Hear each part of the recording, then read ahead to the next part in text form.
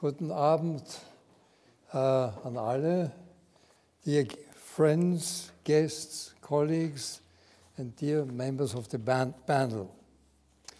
My name is Georg Lenk. Many of us, we know each other. I'm a member of the board of the Bruno Kreisky Forum, and it is in the name of the forum and in the name of our Secretary General, Sabine Kreuzenbrunner. Where is she? She will be there. I would like to welcome you. This evening we will talk about the book Free Nelson Mandela. I would like to show it to you.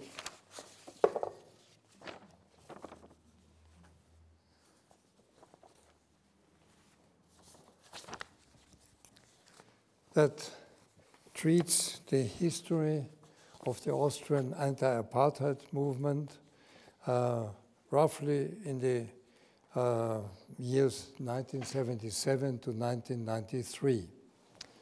But we would also try to touch on the present political context in which South Africa and Austria are evolving.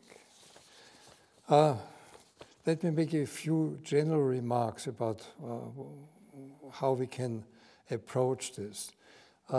We have to remember that Austria is a young country. We had lost our independence in 1938 and recovered it only in 1955 with the State Treaty, so just about 50 years ago. We then became members of the United Nations, and this was, so to say, our first and massive contact with Africa in a political sense. And this, of course, raised the question of how would we handle this? How could we establish relations? Now, this is the first point where civil society gets in. In fact, the first real concrete relations with African countries, even before they were independent, were established by different civil society organizations. Austrian Development Cooperation, that also played a role, was at this time mostly born by civil society organizations. But civil society organizations, they have always this double head, Janus head. They are active in a practical sense, but they are also active in advocacy, either by transporting information to the mostly uninformed Austrian public, or addressing the government, the public, or Austrian economic actors with demands concerning policies or activities in specific countries. This becomes more obvious when and where there were disparities or outright contradictions between our declared policies in matters like human rights, good governance, corruption, rule of law, and specific actions on the other side on direct interests, mostly of an economic nature. That clearly also was an aspect of Austrian policy and policy making. I mentioned this here just as a case in point. I might come back to this later. I was myself, as a young diplomat, under Ambassador Jankovic, who is also sitting here, and I would like to greet him, in New York. It was our first time in the Security Council. I was sitting in the Rhodesia Sanctions Committee, and it was barely 2 weeks, so in the middle of January, that the British representative raised a question saying he has reason to believe that a shipment of chromium ore is underway to Austria, Kapfenberg, Schoeller-Bleckmann. And I said this must be totally wrong, but we will, of course, ask our government to elucidate this matter. After the third such case, I was told by Austria, it's all true.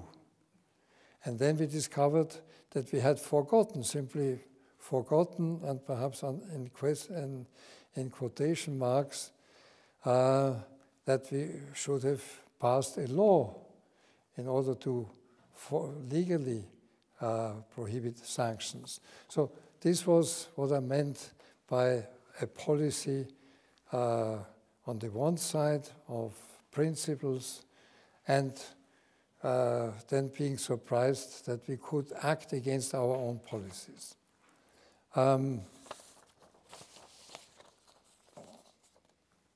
The role of former Finance Minister Lacina is an interesting one, and he will talk about this later. On the other hand, I have many examples of the foreign ministry where even inside the foreign ministry there had been contradictions and these policies in separate directions.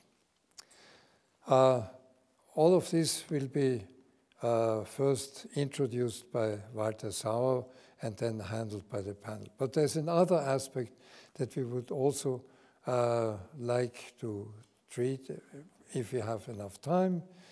I will just make this short by saying today we can safely say that the world order as we knew it since 1945, since the end of World War II, has been exploded. But this, I mean, it has not exploded just like this, but has been exploded by actors in this world order. This became most obvious as soon as President Trump took up his office, but ominous signs on the wall had been seen for at least 20 years before. I think 9/11 was really a turning point. South Africa became independent in 1994 and became a new actor on the world, emerging from apartheid and with its first luminous and charismatic political leader and president, Nelson Mandela. So South Africa had a glorious entry into world politics. But how does it look today? And this is what I can just give a list of a few topics that we might go into, and I would like the ambassador to also say some words to that. Again, if you have the time, the role of Africa in the world, a leading role in the world. The BRICS, the Brazil, Russia, India, China, the S stands for South Africa. The BRICS group has now mutated partly into the Global South. And this is a totally new grouping that has not really yet found itself in terms of interests and ideology, but it is a group that binds together most of the South. The question mark is, what does Russia do in such a Global South movement? Problem points in the recent years for South Africa was the Ukraine, where South Africa chose to take a neutral position. Migration is a problem that has really gravely endangered our good relations between Europe and Africa, but this is a problem also in South Africa. The legal procedure at the International Criminal Court in The Hague against Israel, and the recent troubles with the Trump United States. They expelled the latest South African ambassador. The US were boycotting the G20, where South Africa played a particular role. And the latest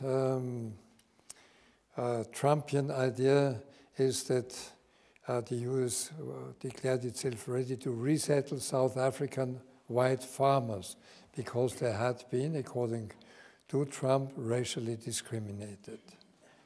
Finally, I mentioned also the quest of South Africa and I think you might be successful in that, for a permanent seat in the UN Security Council. So this is what we have before us. I would now like also to present our panel. Next to me is our particular guest of honor, His Excellency Rapulane Molekane. He's ambassador of South Africa in Austria, but also accredited to Slovakia, Slovenia, and the international organizations in Vienna. I'm very happy to present Lucile Dreidémy, professor for Austrian history since 1918. She's also a member of the Scientific Advisory Board of the Kreisky Forum. Ferdinand Lacina, former finance minister, doesn't really need to be introduced. He was also chief of cabinet of Chancellor Kreisky, and it was at that time that we worked together. And finally, Walter Sauer, but he should have been mentioned first because he was the initiator of this evening. Walter is also a historian, professor at the University of Vienna, and he was chair of the anti-apartheid movement from 1988 to 1993, and he now chairs the Center for Documentation and Cooperation with Southern Africa. Now, we have in our short meeting beforehand decided that we will begin with Walter Sauer and with the main story of the book that has been presented. Walter, I would like also to invite you to give a welcome applause to the panel.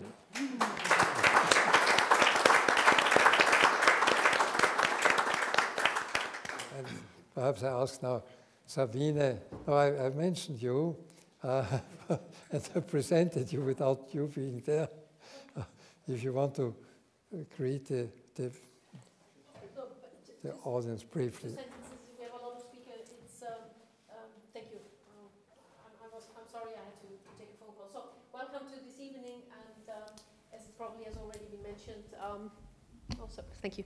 As it has already probably already been mentioned, the great diversity and the very challenging and also in our perspective, continent of Africa is indeed one of our major topics, not only last year, this year, but also in the future. And so I'm particularly happy to have all the experts, His Excellency the ambassadors, also other ambassadors, former ministers here. That also shows actually how much we need to put Africa, if I may generalize in this context, again into the focus of the Austrian foreign policy, which has been, there have been some efforts and maybe also achievements, if I may say, but certainly not enough, if I may also say. Again, due to our curators, our board, and of course the guests, we understand that this is a task we have to take on and not to be any longer. I hope you, and I'm sure you will have an interesting insights, interesting discussion, and see that the Bruno Kreisky Forum, along the lines that will be outlined here, really takes an effort to bring Africa back on the agenda. So thank you, for being here, and thank you for coming. Thank you.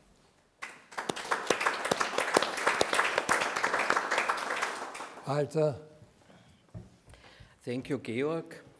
Ladies and gentlemen, Your Excellencies, almost exactly 50 years ago, in June 1975, a small group of activists collected signatures in support of Bruno Kreisky's attempt to prevent the state-owned First Alpine from making a major investment into the South African mining industry. And it is somehow symbolic that today we have the chance to present a book on the history of the anti-apartheid movement, which originated among other things, from this small signature collecting exercise, that we can present this book here in the former residence of Chancellor Kreisky.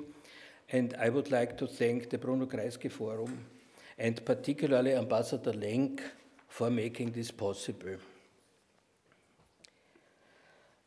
Free Nelson Mandela, the book which we are going to introduce to you and which is on sale at this table over there, was largely written by activists. So it's not a leadership perspective, but it gives the motivations and the experience of grassroots activists across Austria who were active and who were the ones who brought the anti-apartheid movement forward.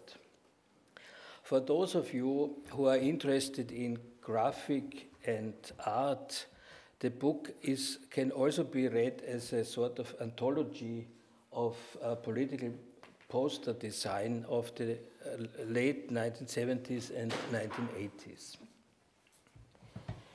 I'm not going to repeat what is in the book because you are invited to read it yourselves. But I want to make a few comments, actually 5 comments, which I think are relevant or can be relevant for our discussion today. First one, the anti-apartheid movement was part of an anti-colonial and at this time we would have said anti-imperialist tradition that developed in Austria later than in other European countries, but it did develop. And it is unfortunately has not remained in public memory, and also not in academic memory, and I think it should be more research and more attention given to this tradition of anti-colonial activities. I just mentioned from the 1950s on, Algeria, Vietnam, Chile, Southern Rhodesia, now Zimbabwe, Nicaragua, and of course South Africa and Namibia.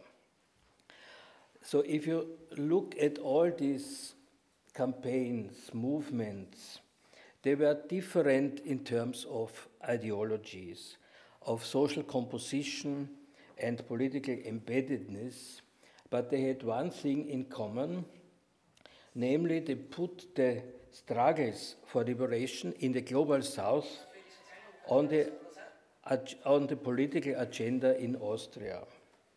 And in doing that, they enriched the political culture in our country. At the same time, they inscribed Austria into the history books of the global south. And many a times they did so in deviating from official policy or even contradicting official policy, as has already been mentioned. It is interesting to see that this tradition of international solidarity is coming to the surface again in our days in the case of Palestine. My second comment, I said solidarity movement.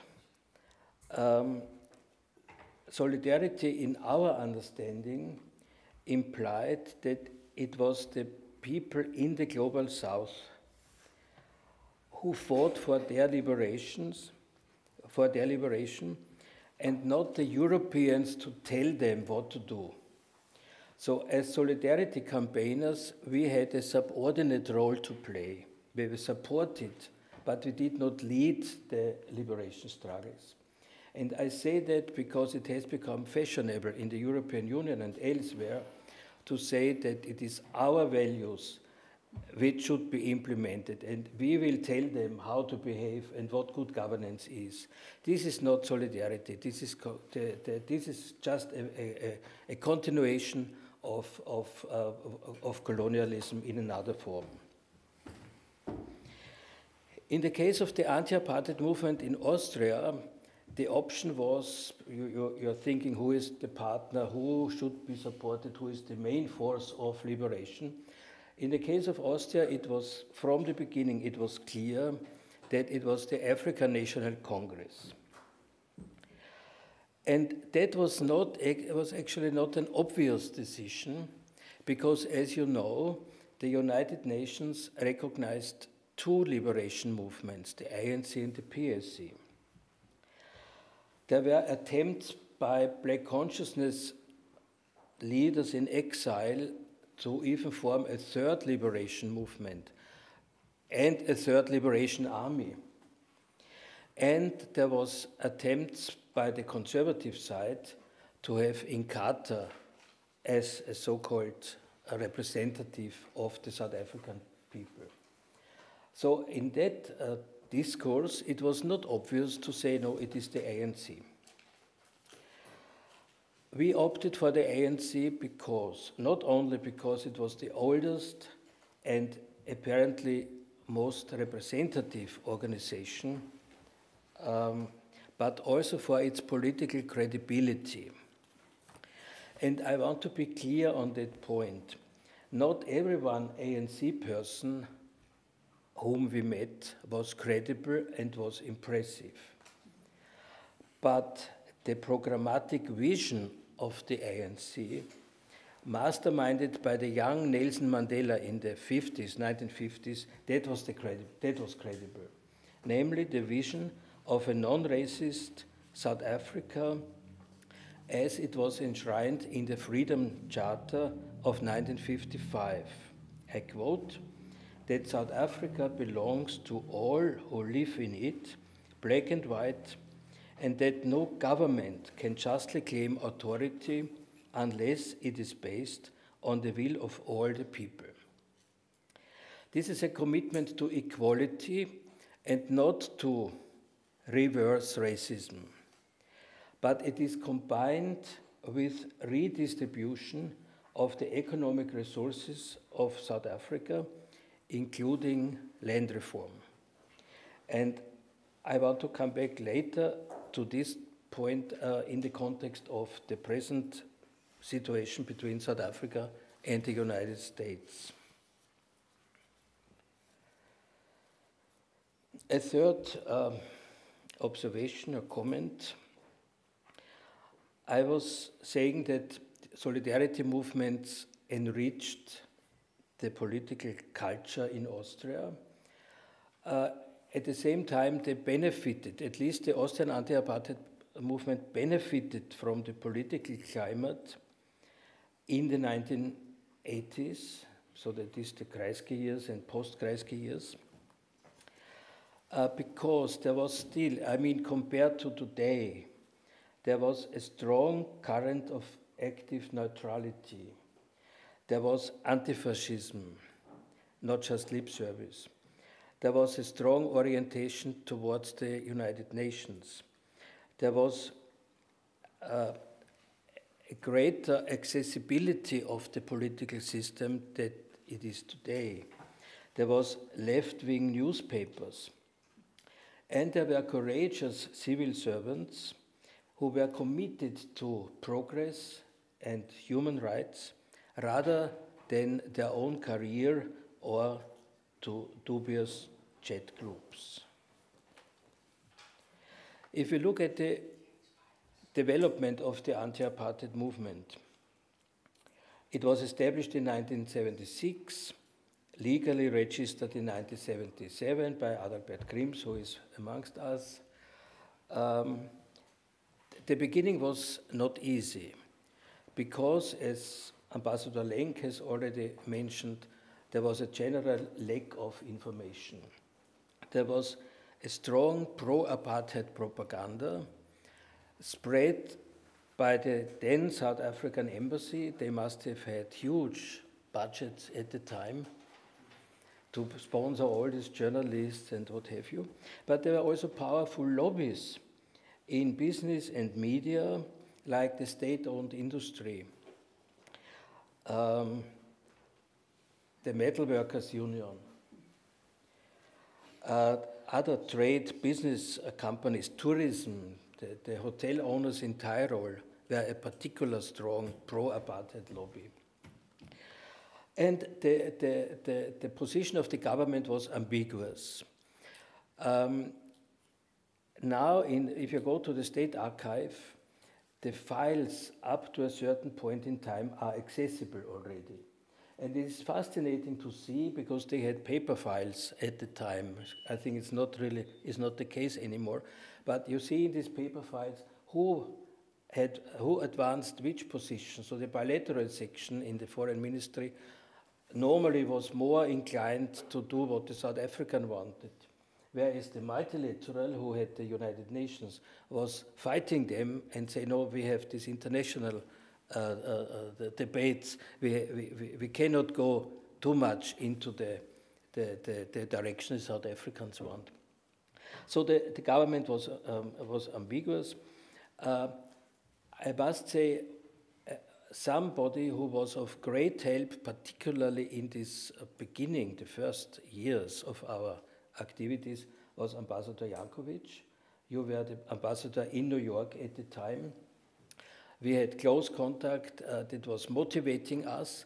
And for example, the first signature campaign for the release of Nelson Mandela and all other political prisoners in South Africa, we sent to New York, and there is a protocol somewhere in the Security Council saying that Austria has handed in how many thousand signatures in favor of Nelson Mandela.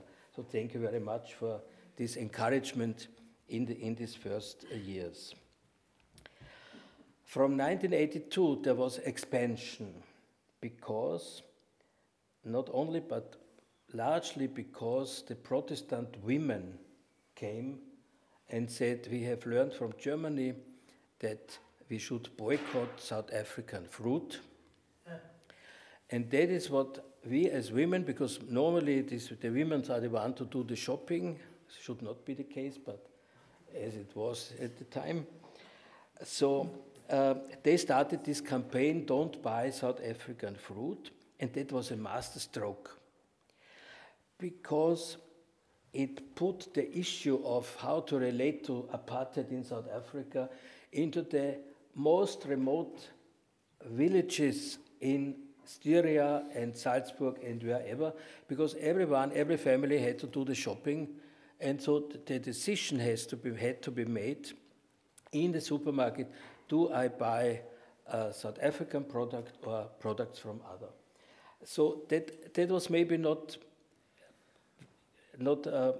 in economic terms, it was maybe not a big factor, but in terms of making people conscious of what happened in South Africa, it was a very important step.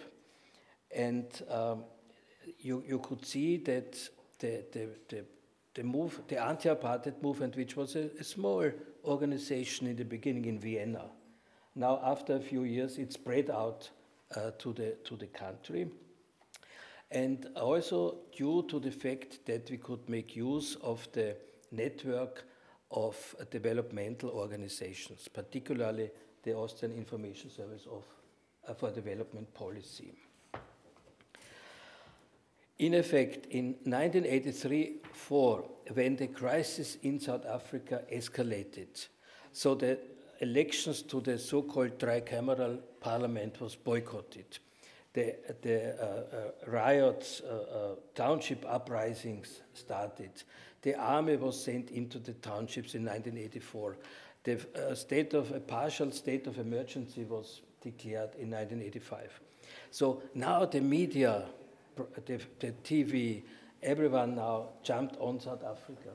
But our structures were already there to provide interpretation, background information, and advice to civil society, but in the end also to government.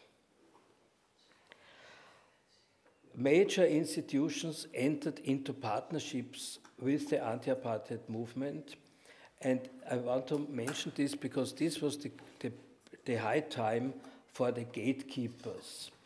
Franz Kolland, a sociologist, many decades ago wrote an article about the anti-apartheid movement, and he said they are interestingly working with gatekeepers.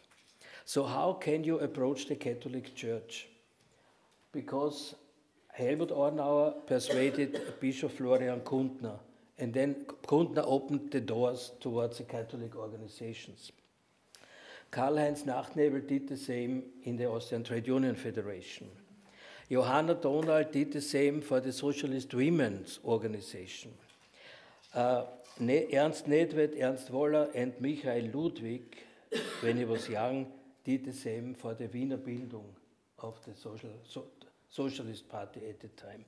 So these gatekeepers were extremely important, and I must even say that in the conservative, in the ÖVP, where the situation was very difficult for us, but you had a handful of people like Heribert Steinbauer, who was a member of parliament at the time, whom you could approach and who had understanding and did what they could do. In the late 1980s, the anti-apartheid movement had structures almost all over the country, and these acted as a nucleus for activists. I'm not saying that every activist who boycotted or who distributed leaflets or did what was a formal member of our organization. That was not the case. But it was also not important. The important thing was that people in most parts of the country stood up and tried to raise consciousness, to inform the population and make them active to do something. And now comes my fourth point, is now regarding the government, which has already been mentioned. For the government, as I said, was ambiguous. And you needed a gatekeeper for the government. And I want to mention also Klaus Wiesmüller, who was a crucial. He was, the secretary of the Council of Ministers. And without once violating his duty as a civil servant, he opened the doors even to Kreisky actually, and to other. And so we were the ones who lobbied different government departments when it came to South Africa, and we were the ones who made proposals about, on sanctions. What could the government do? Not only sanctions, it was also about making interventions for political prisoners and many other things. For us, it was important to have not only the consumer boycott, but to have sanctions on a state level. Why? Most of our activists came from an anti-fascist background. So the situation was like that. In 1945, Hitler's regime fell down. But 3 years later, in 1948, in South Africa, Hitler's sister party came to the government. And now all the West supporting the apartheid government in South Africa, meaning participating by trade, but also by delivering arms, by giving them political credibility, they supported the exploitation and the oppression of the black majority population in South Africa. And that for us was double standard. We wanted Austria to be clean, not involved in the oppression and the exploitation of people in other continents, and that meant a change in foreign policy, in other words, sanctions. Our sanction campaign started with doing research, and this book was a sort of famous at the time. I edited it together with the late Elfriede Peckney, and that was sort of the Bible for I had a list of companies whom you could trouble and so on. So that was a sort of Bible for the boycott activists. It turned out that there were two priorities, or two areas with which were particularly problematic. One was the implementation of the mandatory United Nations arms embargo against South Africa. Austria did have a Kriegsmaterialiengesetz, but that law was full of loopholes, which we could document. The other one was the sale of a South African gold medal named Krügerrand. And there were no statistics about how many Krügerrand were sold in Austria, but it was revealed by an interesting source, namely Salzburger Kirchenzeitung, who got inside information from some of the banks. And so it turned out that the sale of Krügerrand in Österreich was more than the whole import, what Austria imported from South Africa. So we are talking about billions of shillings at the time. To put the story short, after lobbying, after confronting the government, and so on, under international pressure, the Austrian government in 1985 decided on a first package of sanctions, inter alia, no further investment by state-owned companies, a ban on Krügerrand imports, I think that was the most important, and a ban of export for the nuclear industry and computer equipment for the South African police and military. That was, I think, in June 1985. In October, the government issued an ordinance to make the Kriegsmaterialiengesetz more precise. And it interdicted the export not only of Kriegsmaterial, so war material, but also civilian arms. Because that was one of the loopholes, that war material was declared civilian and therefore could be exported on the basis of this law. And in 1986, a second package of sanctions was decided upon by the government. Peter Jankovic was the minister at the time. So that was, in our view, a victory. But we can say the government could have done much more. It was a good start, but it remained. I mean, what I mentioned, that was now all. And then there was the debate that how long should the sanctions last, and maybe they should be suspended or should be removed, totally removed, and so on. In that situation, it was very important that some ministers of the government indicated publicly that they wanted to go forward. But for some reason, I mean, that was now the change, Franitzky and so on, the neoliberal attitude, direction was gaining weight.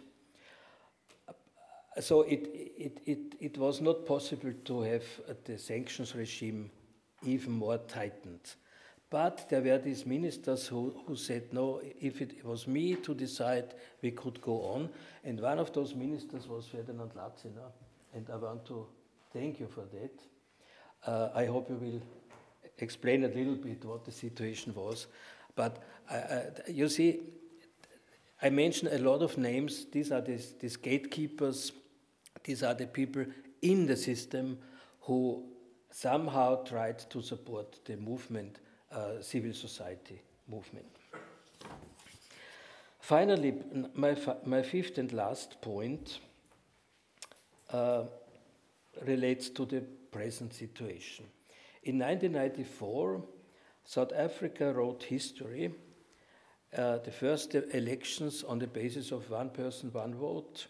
Nelson Mandela elected president, first democratically elected president. And we should say, despite many compromises which this new government had to make, in the name of reconciliation, an era of fundamental reforms started. Today, if we look at South Africa is not a paradise, but it's definitely a better place than before. The achievements made in and after 1994, however, are under threat, and not by internal opposition, but from outside, particularly by the United States, who put their profit interests of some of the oligarchs there first. We have all followed President Trump's utterances regarding land reform in South Africa. And this committee, which was mentioned with the so-called white Afrikaans-speaking farmers. This is far from reality, but it challenges the necessary and long overdue land reform, redistribution of land, as enshrined in the Freedom Charter. And one should not ask, why has President Ramaphosa now signed the law? We should ask, why has he not signed the law long ago? Because then it would also maybe have been easier to implement it. So this is the land reform. The other one is the tariff policy. 31% tariff the United States have imposed on imports from South Africa. This arbitrary measure is based on 2025 National Trade Estimate Report on Foreign Trade Barriers. This is this one. You can read it in the internet. It's easily accessible. And that says on South Africa is very bad, actually, because it prohibits or at least limits import from the United States, which are not corresponding with international or domestic health and hygienic standards, especially when it comes to food. Now, which serious government would not prohibit or limit imports who are dangerous for health? That is evident, and I mean, I praise South Africa for having done that. Now, the United States says this limits our export chances. Of course, it limits export chances. So you have maybe tried to meet the criteria, international health criteria, when you want to export. Another example, in public procurement, South Africa prioritizes contracts for domestic small, medium, and micro enterprises and for historically disadvantaged individuals. Yes, that is what 1994 is about, to give preference to the historically disadvantaged individuals and companies. Now, this is used as an argument against South Africa because, again, it limits the chances expansion of the United States. Starlink, Elon Musk, has claimed that his internet service provider was not allowed to operate in South Africa simply because I am not black. This is a lie because Starlink has not applied for a license in South Africa, number one. And if it applied, 30% of its capital would have to be given to historically disadvantaged individuals or companies. So again, it is an attempt to use whatever tricks available to roll back the achievements of 1994, for which South Africa, the people of South Africa, has fought for so many decades, and for which we, as a small solidarity organization and many other solidarity organizations worldwide, have also fought. And this is why I think it is not just a business between the United States and South Africa. It is also our business, or business of everyone who has ever stood in solidarity or who now wants to stand in solidarity with South Africa. And I really think that to defend the achievements of the new South Africa, we have to form another pro-South Africa solidarity movement. Thank you very much.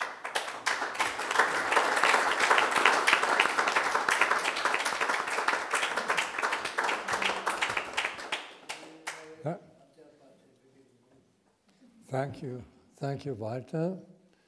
Ferdinand. Oh. Not the ambassador?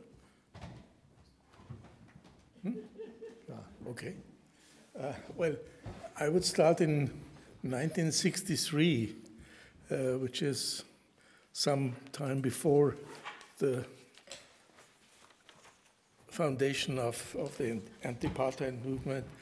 In 1963, there was a Congress of the International Union of Socialist Youth. Mr. Kreisky at that time, as a Minister for Foreign Affairs of Austria, was one of the speakers at this Congress. And one of the initiatives the Austrian delegation took, I was there as a representative of the Austrian Socialist Youth, together with the British Labour students and the Young Socialists, passed a resolution on South Africa, because there was nothing prepared by the Bureau at that time. Well, some years later, I joined the Chamber of Labour, the Economic Policy Department, and one of my colleagues there was Theodor Prager. Theodor Prager, he was,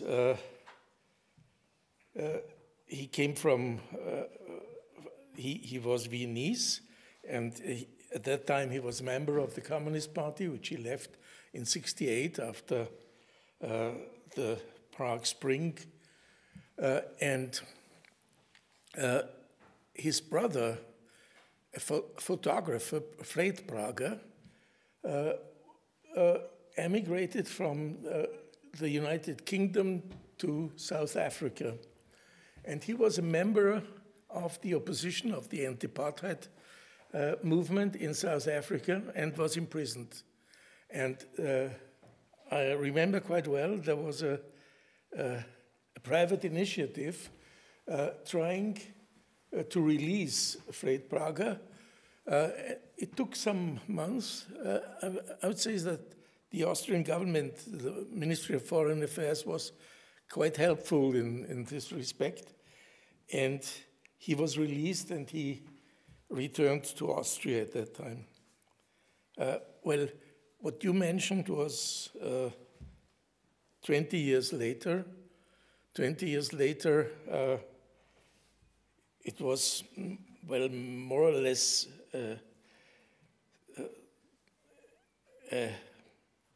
very usual. It was very usual that the Minister of Finance should give a speech at the conference in Alpbach. And at that time, the conference, the leader of the conference was Mr. Molden at that time, invited Buthelezi to give a speech there. And, well, what I tried at that time was to give some, well, publicity to the whole thing. And I said I would not give any speech there, any lecture there, if Mr. Buthelezi would be on the panel of this conference. Well, it was quite a show because the Österreichische Volkspartei was very much against, and I got not very friendly remarks in the Kronenzeitung and not very friendly remarks in the Presse. But I would say that Austria at the first time had the impression that there is really a fight going on in South Africa between the ANC and the organization of Mr. Buthelezi, and I said at that time that it's like inviting sort of Quisling to a democratic country that by inviting Buthelezi to Alpbach. Well, what we had now afterwards were some discussions on the Krugerrands. Yeah, we tried to put it on the list of sanctions. And then for several years, we had a sort of infight between the Ministry of Foreign Affairs, between Mr. Mock and the Ministry of Finance on the sanctions. They always tried to remove the sanctions forever. And, well, it was possible at that time in the Ministerial Council that it was prevented that Austria would have a certain role in trying to be very friendly to the apartheid movement, to the apartheid government. Well, that's more or less what I have to say.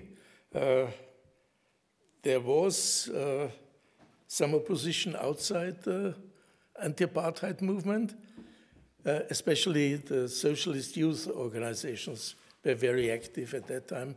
I even remember demonstrations which appeared in Austria, in Vienna. Well, thank you. Wow.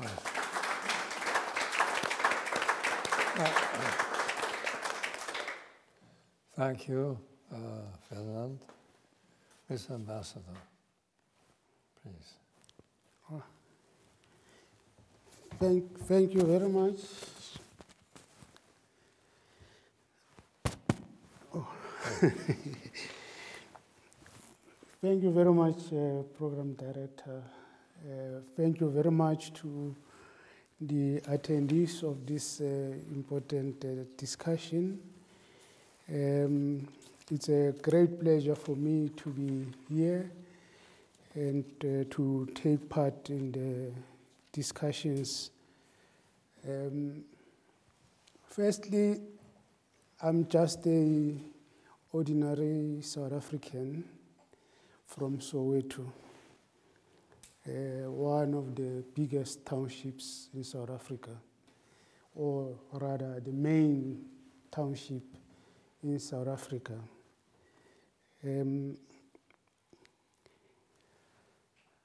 Listening to the panelists here has been quite an interesting discussion, and I've listened quite carefully. I would like to start from the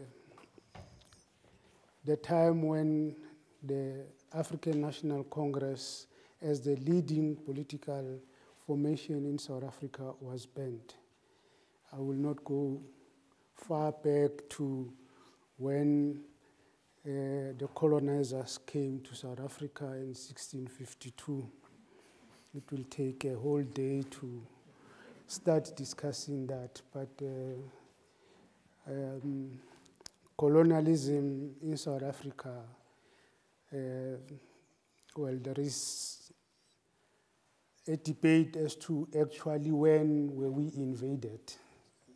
1652, when 3 ships came, or before that, when just a small Portuguese contingent arrived in South Africa in the 1400s and fought with the Khoisan people in South Africa. But let me start in 1960. In 1960, the African National Congress was banned. Mainly, not just the African National Congress, of course, the Pan-Africanist Congress was also restricted. But in the main, that came about because of, in 1955, South Africa had a gathering in Kliptown called the Congress of the People. This Congress of the People came up with a document that Professor Sauer mentioned, the Freedom Charter, which laid out what a South Africa, a new South Africa, should look like. That was in 1955. And he quoted the opening words of that document, that South Africa belongs to all who live in it, and no government can justly claim authority unless it is based on the will of the people. And then it laid out 10 elements that the new South Africa, or the South Africa that we want, or that our forebears dreamt about. And part of it was that the wealth of the country will be shared amongst those who work it. The land shall be redistributed to all the people. The doors of learning and culture shall be opened to all. So it lists all those type of things that were very important for the type of South Africa that we wanted. And it did not discriminate against black or white. But in 1960, to come back to where I want to start, when the liberation movements were banned,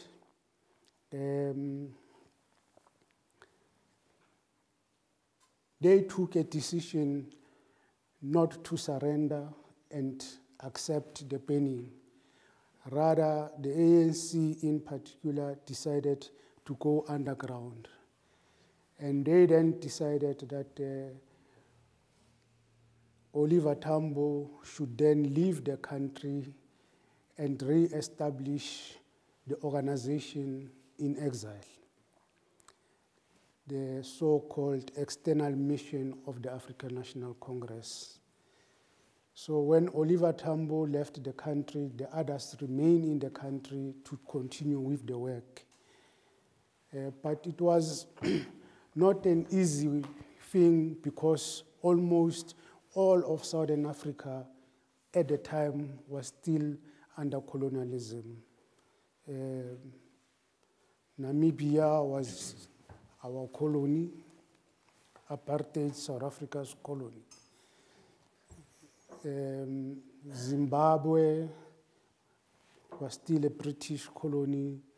Botswana, Swaziland, Lesotho, all of these countries were not really free, but under the influence of the Crown in London. Now,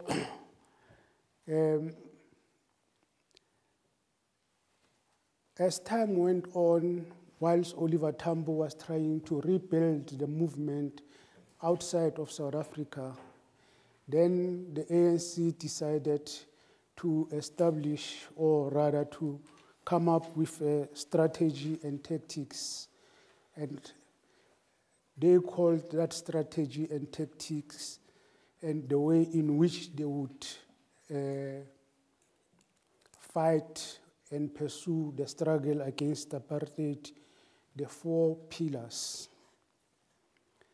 The first pillar was this isolation of apartheid in all its forms, by appealing to the international community, international governments, to isolate and have no dealings with apartheid. And the second pillar, of course, was to engage with the apartheid government, the apartheid system, through armed struggle. The ANC formed Umkhonto weSizwe, the PAC formed APLA, and there were attempts, as Professor Sauer said, of other liberation movements or organizations trying to form their own liberation organizations, which were not very successful. And then the third pillar was inside the country, to revive the underground work of the ANC inside the country, to have underground work. And the fourth one was to have mass mobilization and involvement of the people in legal, non-banned organizations. Hence, later on in the 80s, the United Democratic Front was established. The UDF consisted of many small organizations from community level, some national student organizations, labor organizations, and so on and so forth. So those were the four pillars. But I want to concentrate on talking about international isolation, focus on that. Well, in the beginning, as Oliver Tambo and his colleagues were establishing the anti-apartheid movement, the main target was not necessarily governments. It was actually civil society organizations that existed, which had an ear to listen to the plight of the people of not just South Africa, but of Southern Africa as a whole. So a lot of the initial steps that were taken, it was taken mainly by religious organizations, church organizations, that began to say that it is not correct that a minority should govern or rule over the majority in a country. It is not correct that a raft of laws that are discriminatory should just be imposed on a people in a country. It can't be correct. And it was the churches that began that. Then the trade union movements, progressive trade union movements, youth organizations. I'm happy that the former minister talks about the International Union of Students, socialist students. They did quite a lot of work, and I'm proud to have been associated in my youth days also with UC, because I was once a Secretary General of the South African Youth Congress and also of the African National Congress Youth League.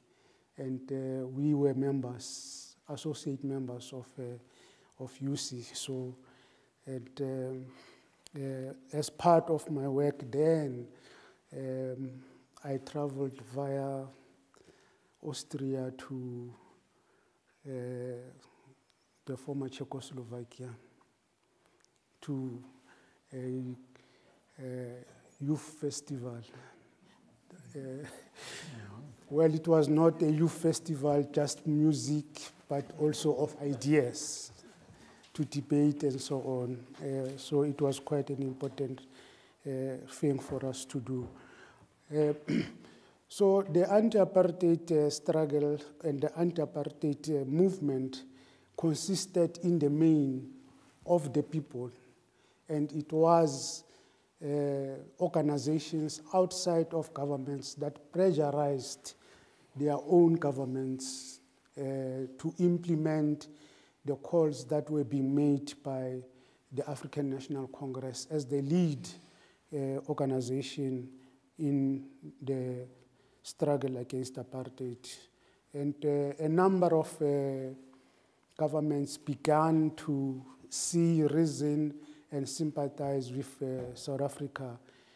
In the main, you can look at the role that was played mainly by the Scandinavian countries, which propelled especially European countries to also begin to have a different view about the government in South Africa. But the Scandinavians played a very important role. Of course, the labor movement, the Labour Party in Britain started to also begin to look at things differently, and they began to pressurize their own government to begin to look at things differently. But it was only after the interventions that were made by the ANC, especially in the US during the Reagan administration, when things were really getting tougher and tougher in South Africa. South Africa was trying to do cosmetic changes to the apartheid regime. Cosmetic changes like introducing the tricameral parliament in the 80s. The tricameral parliament meant that the so-called coloreds, Indians, and the whites will be in 3 different chambers in a parliament. But still the African people, the black people, should still not have any say. Their place was to remain in the homelands, 1/3 of the country divided on the lines of what language you spoke or what tribe you belonged to. Like I'm Tswana, I was supposed to be in Tswana, which was supposed to be an independent state led by Mangope. If we were Xhosa, they decided that Transkei will be for those that speak Xhosa, but they had 2 Bantustans in the Eastern Cape in Transkei. It was Transkei and Ciskei, because these were 2 different kingdoms. So they have one for one chiefdom or kingdom, and the other one, but these were Xhosa people. And then they had one in the north of the country for the Venda-speaking people. And then they had other homelands that were not given full independence, but self-governing powers. Like, for an example, the Zulus. In Zululand, you spoke about Buthelezi. Buthelezi was chief minister or prime minister of KwaZulu in the north of Natal. And then you had Kwakwa. It's quite a tongue turner, Kwakwa, for the Sothos, for those that spoke Sotho, which was led by a guy called Mopedi, a prime minister, so-called, who led that small Bantustan. And then you had Kazankulu, which was for the Shangaan people, also in the north of the Transvaal. So all in all, you had so many of these Bantustans, and then the whites had their own enclave. The most beautiful parts of the country were taken over by the white. So this tricameral parliament at the time hastened and mobilized, especially some of us who were young at the time, not young anymore, but at the time mobilized a lot of us to resist the imposition of the tricameral parliament. And of course, the UDF was then born at that time, and the African National Congress, through its mobilization of the frontline states in Africa and also in Southern Africa in the main, but in the continent and globally, then came up with another document this time, a document that spelled out more of what needs to be done for us to get independence. And they called this document the Harare Declaration. The Harare Declaration was now a call to action for the global community as to what they could do to pressurize the apartheid regime to enter into meaningful talks with the liberation movement about the future of South Africa. That was quite an important development in the South African situation. And through the Harare Declaration, then discussions began to happen. The things that Professor Sauer was talking about, and the former minister was also talking about, the pressure was beginning to bear on the South African government. Sanctions were beginning to bite, although a lot of governments continued to support the apartheid regime, but now that the USA under Reagan, the Republicans vetoed Reagan when he did not want to have a law against apartheid. He wanted to veto that law when it was introduced by what the Americans call bipartisan party. And it went to Parliament, to the Congress, and Reagan's own members of the party decided that no, they veto the objection of the administration and supported the introduction of the anti-apartheid law, which listed a whole lot of sanctions that needed to be done. And similarly, Margaret Thatcher in the UK also was vetoed by his own party. And the sanction then began to bite, in addition to those that were taken piecemeal by governments in other parts of the globe.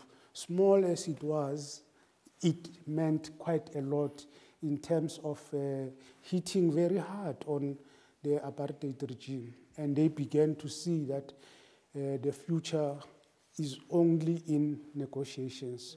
Of course, the other three pillars of the struggle were also making a huge contribution inside the country. There were boycotts in the country, stayaways, the underground and the armed struggle were also hitting very hard. And therefore, the apartheid regime began to say that, no, let's talk. It was firstly the Afrikaners, the Afrikaner businesses that decided that they will go out and find the ANC.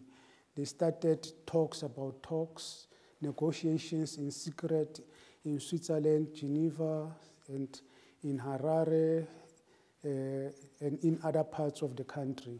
They started to talk among themselves, and then they pressurized their own government that they know it is now about time that there should be these discussions, and Nelson Mandela should be released from prison. It was not up until 1990 when these things began to heightened. But the initial pressure came after one of the major battles that were fought between the forces of liberation and the apartheid state in a battle called Cuito-Conaval, the Battle of Cuito-Conaval. It was the joint armed forces of SWAPO, Plan, People's Liberation of Namibia, Umkhonto weSizwe, the armed wing of the African National Congress, and of course, Angola, which was being invaded by the South African Defense Force. So that war managed to push the South Africans backwards. Of course, at the time, with the support of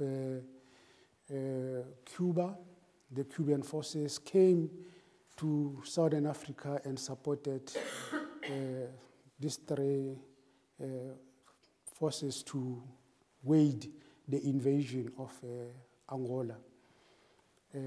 And that led firstly to the independence of Namibia. Namibia then became free, but one condition that was put for South Africa was that the ANC must then move out of Angola, because that's where the ANC was based, and therefore it had to move out of Angola, and they were accommodated, the ANC was accommodated both in Tanzania and Uganda. So the military wing of the ANC moved further north of the continent. But once Namibia was free, and these negotiations, secret negotiations, ended up becoming public. And there was a coup inside the National Party, the governing party, a silent coup, not violent. P.W. Botha was removed and F.W. de Klerk took over. And one of the immediate things that he said was that he is going to unban the African National Congress. He is going to release Nelson Mandela. And that was in conformity to the Harare Declaration. So for the talks to begin, he implemented part of the Harare Declaration. And firstly, the ANC was unbanned, the PAC was unbanned, the South African Communist Party, and all other organizations that were banned before were unbanned. And that's when then earnest negotiations began to take place when Nelson Mandela was finally released on the 2nd of February 1990. So that became the big thing for South Africa, and for the anti-apartheid movement, it became a victory. And the negotiations started to unfold from that time onwards. But there was internal strife that was continuing to happen amongst the African oppressed people. The Inkatha Freedom Party of Buthelezi, which was being used by the apartheid regime to weaken the liberation movements, unleashed a lot of violence, and Buthelezi did not want to get involved in the negotiations unless he had his own kingdom. He wanted to have a separate state of his own in KwaZulu-Natal, KwaZulu at the time. And, but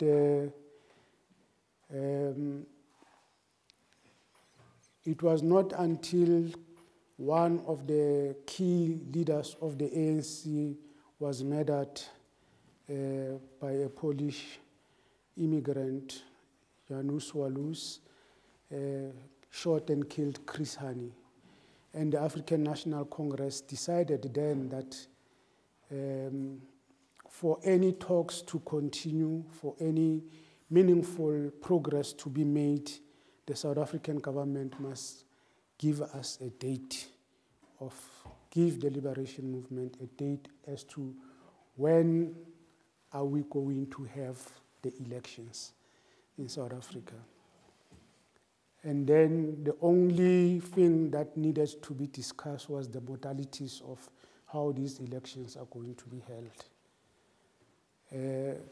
And that's when the date of the 27th of April was arrived at, and the elections were held on the 27th of April. Of course, I was a youth leader at the time. I was the leader of the African National Congress Youth League. I spent a lot of time with Nelson Mandela when he was still in prison, organizing the mass democratic movement to visit him in prison, to have discussions on what should happen and why we should negotiate and why the country should not become or be turned into rivers of blood, that we should not continue with the armed struggle. I was convinced that as a young revolutionary, that we must take over through violent means, a revolution.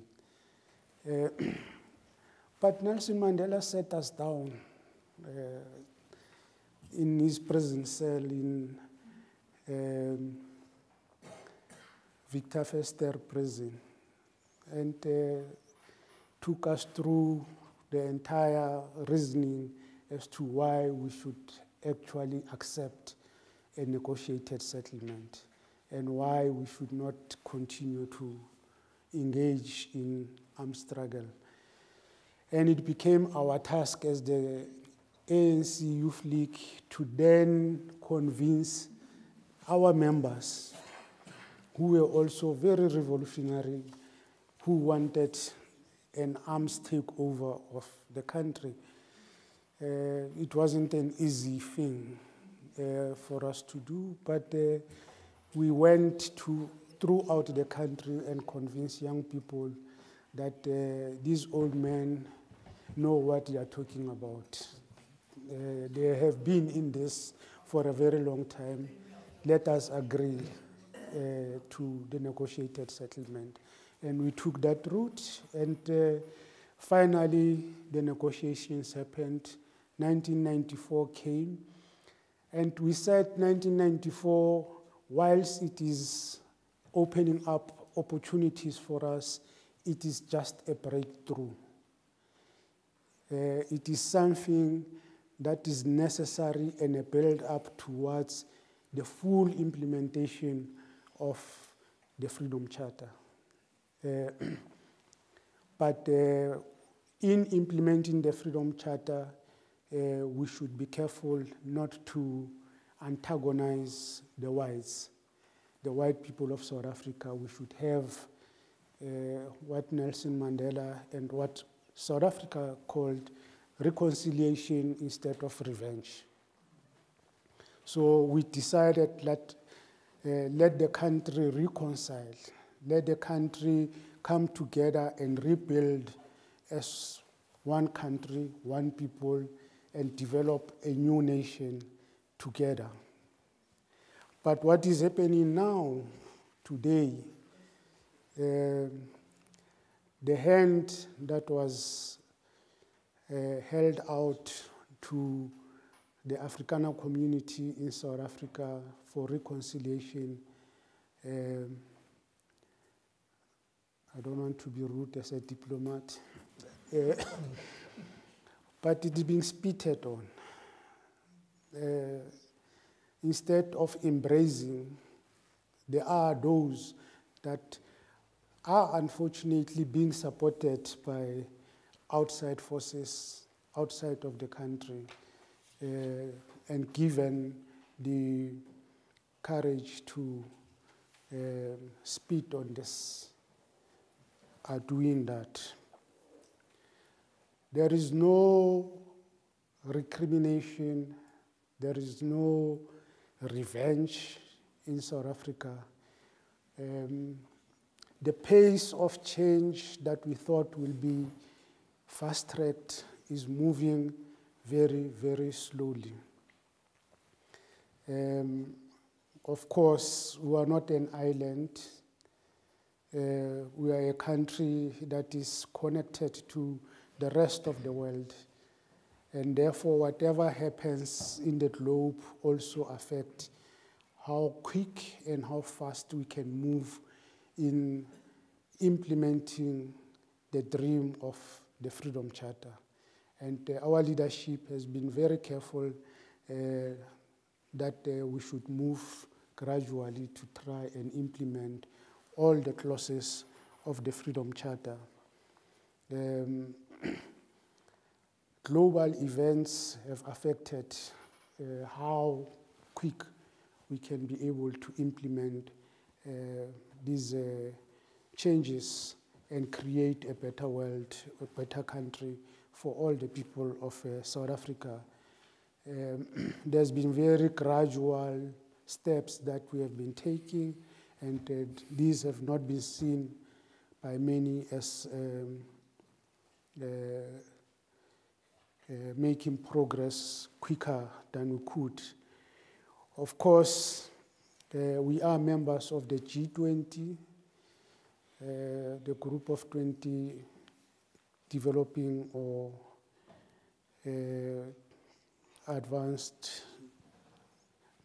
developing economies of the South, plus Russia. But we are hosting the G20 summit this year, and we are supposed to hand over to the Americans, and they are boycotting us. And instead, they are welcoming 49 white Afrikaners. Some of them are not even farmers, but they have welcomed them to the United States, but closed the door to the rest of the world.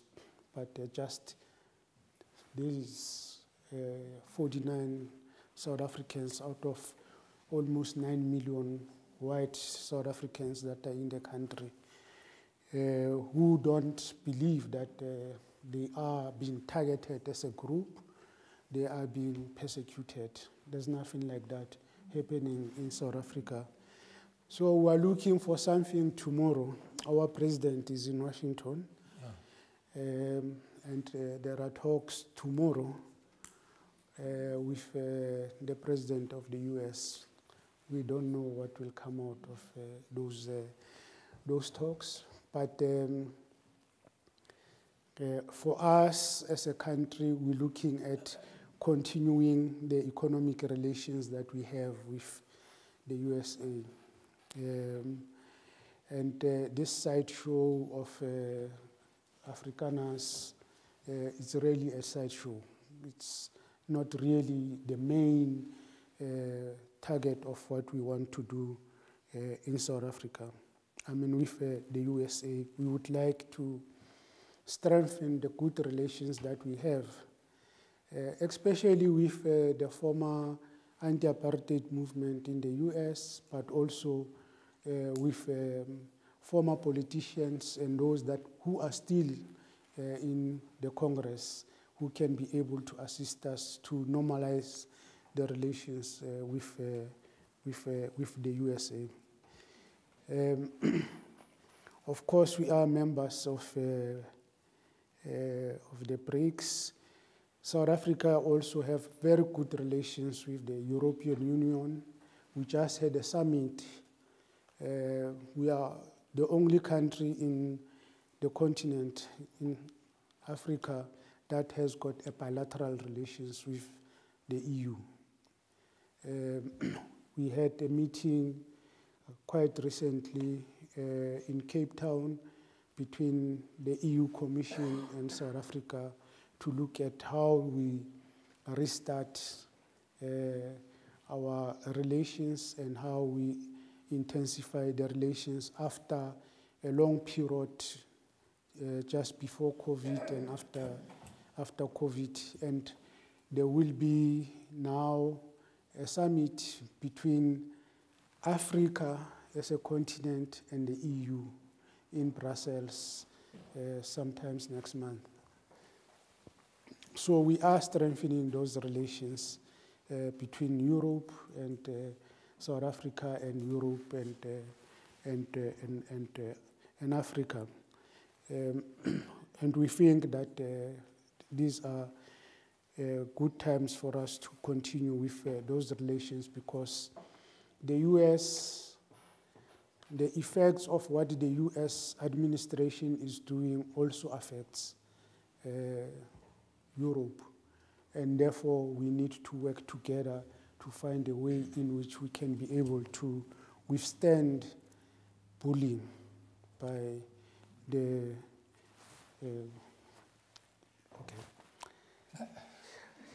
I think I will stop there, Chairperson. But once again, thank you very much for listening to us. And as the professor was saying, the struggle continues.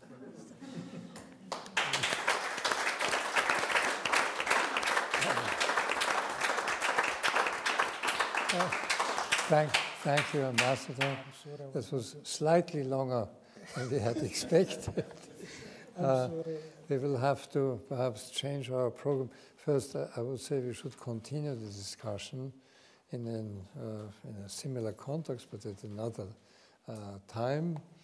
I would propose that Lucile now say something.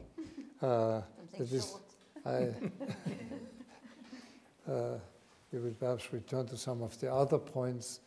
We'll probably not have the time for really a question and answer, I am afraid, because this goes beyond our usual time.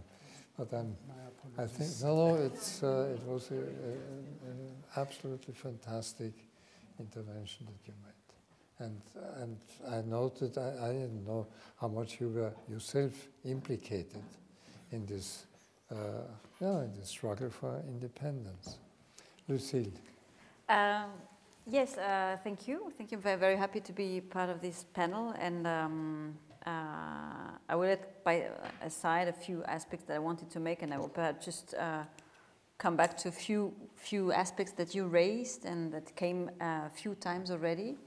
That can also be things that we could, discuss more. You mentioned, for example, you mentioned Transkei, the homelands, and this brings us actually back to Austria, because there were massive demonstrations in Austria in the early 80s, because Austria was it the first country to recognize Transkei, more or less?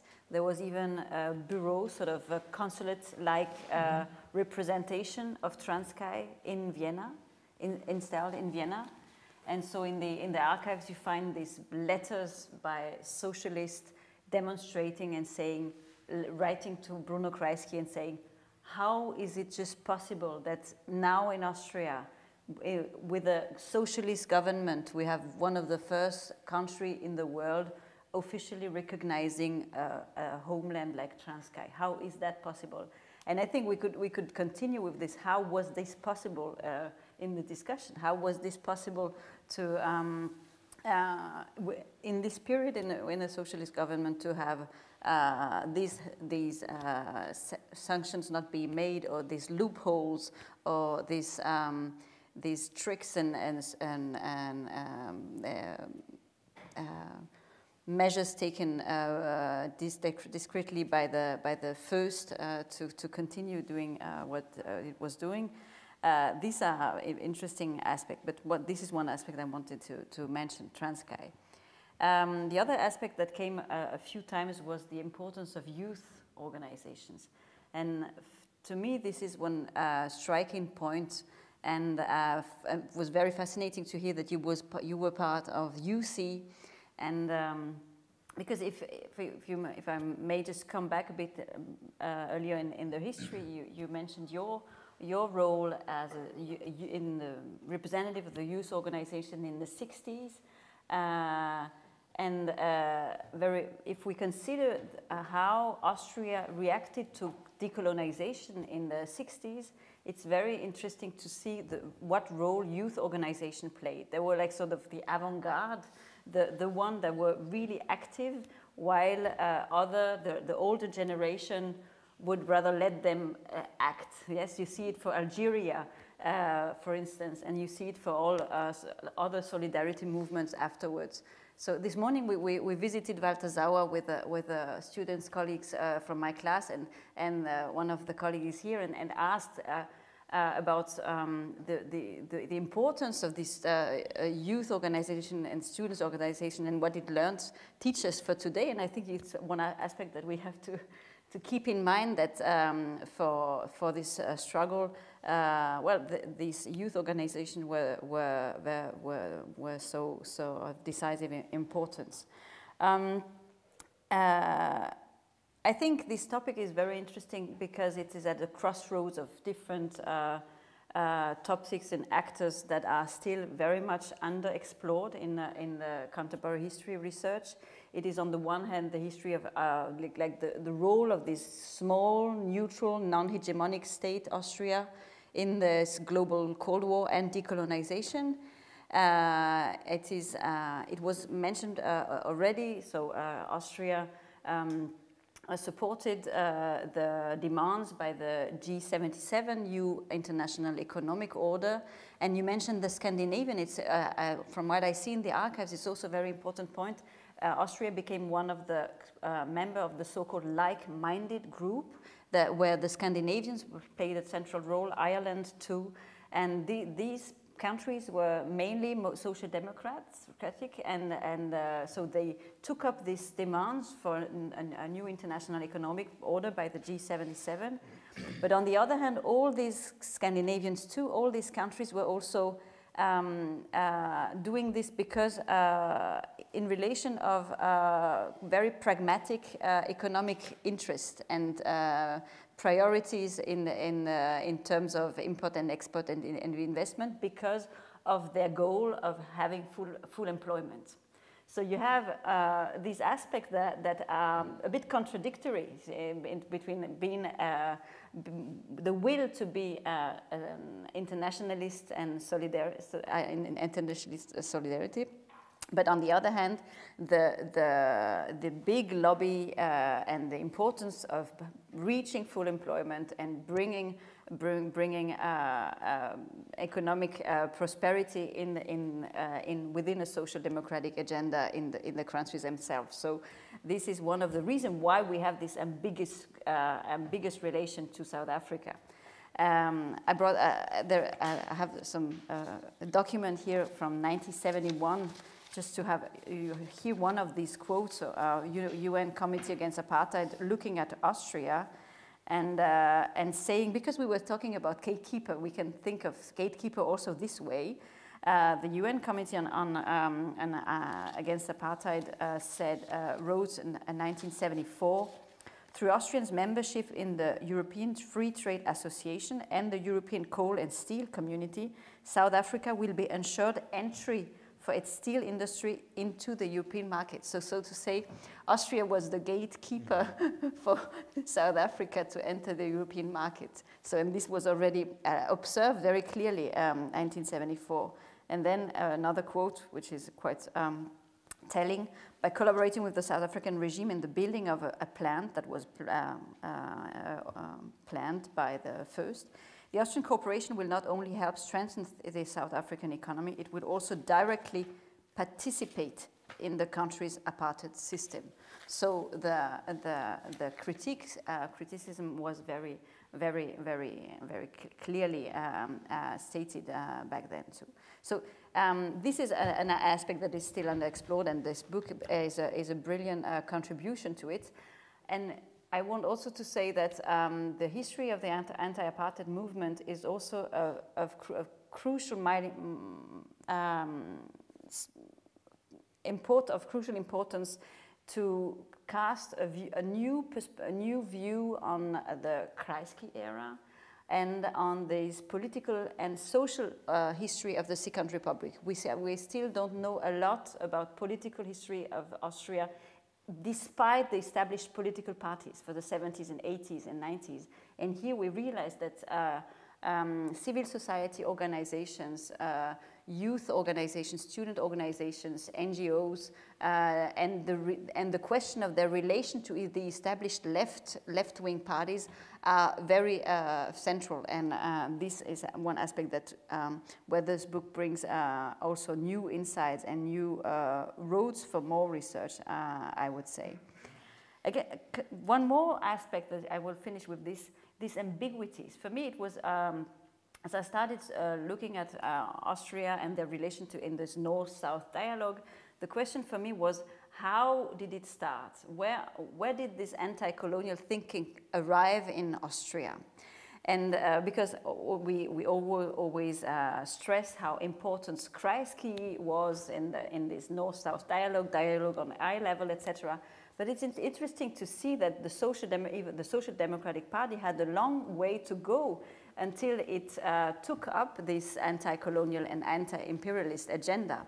In the 30s, the Social Democratic Party was very much discreet, or even somehow partly also pro-colonial still. And the young Bruno Kreisky in the 1920s, he was, for example, he was a big supporter of the Pan-European Union by Coudenhove-Kalergi. And if you know a bit more about Pan-European Union and the thing that Coudenhove-Kalergi wrote, you will realize that it was a white supremacist, racist, pro-colonial theorist. But Kreisky, he even stressed in his memoirs that he read everything Coudenhove had written. But well, he was, what was fascinating for him was Coudenhove's engagement for peace in Europe. So he led by side, because all other social democrats did also, he led by side the colonial part. But a few years later, as he was in prison, he started reading Jawaharlal Nehru. And he said, also in his memoir, this was the turning point. At some point, you realize that this young Kreisky, who had been far away from anti-colonial thinking, discovers anti-colonial literature. And then, and for a lot of them in this generation, starting in the 30s, you would have this anti-colonial thinking growing and growing that has been much more present in the Communist Party before. This is just to keep this in mind. These ambiguities, they have also long roots. And what I found very interesting here, because I mentioned the Communist Party in this book, is to see sometimes complicated or sometimes cooperations and sometimes difficult relations between like Christian left activists and communist activists. Your contribution is very great, Adalbert, on this point. And to me, these are aspects that we could, if we could, later on, or today, or in further research, continue to discuss and to explore more. How did these different groups, the Christian left and the Maoists, and communicate, or did they cooperate? Did they compete against each other? How did they work together with some parts of the Socialist Party? Because all these groups are not homogeneous, etc. These are aspects that I think would be interesting to explore more, because they are also sometimes quite ambiguous. I will stop. I think I will keep it. I will stop here. But a few last word. Really great book. because it gathers, on the one hand, like this old text. You have these speeches made at the end of demonstrations in the early 80s, and then you have these testimonies of activists looking back from the now perspective to what they've done 40 years ago, and you have on the one hand the international politics, and you have on the other hand this really the history of political engagement and activism in this Austria of the 70s and 80s, and that's fascinating. So thank you.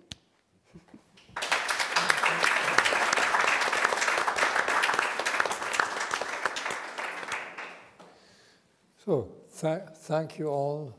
I thank all of you for being patient, but I think it was worthwhile.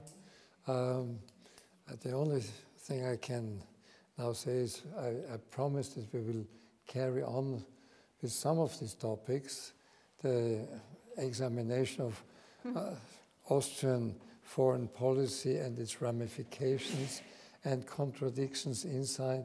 I think many of us were always conscious of that. And Ambassador, I think it would be very worthwhile perhaps when your president comes back from Washington that we then have another look at where South Africa stands, and perhaps we could really have a more focused evening and discussion on these areas. But anyway, thank you for your presentation. Walter, you brought us the book. It's available. And it can be bought. Ferdinand, you have also shown how you were part of this, and I think you should also participate in Lucile's examinations of I mean, what you said about your discussions in the Ministerial Council, and that is one of the secrets why Austria cannot make too many decisions in the Ministerial Council, because it has to be unanimous. And when there's a coalition, chances are there is not unanimity. Anyway, thank you. Sometimes and I hope we see you again here in the Kreisky Forum.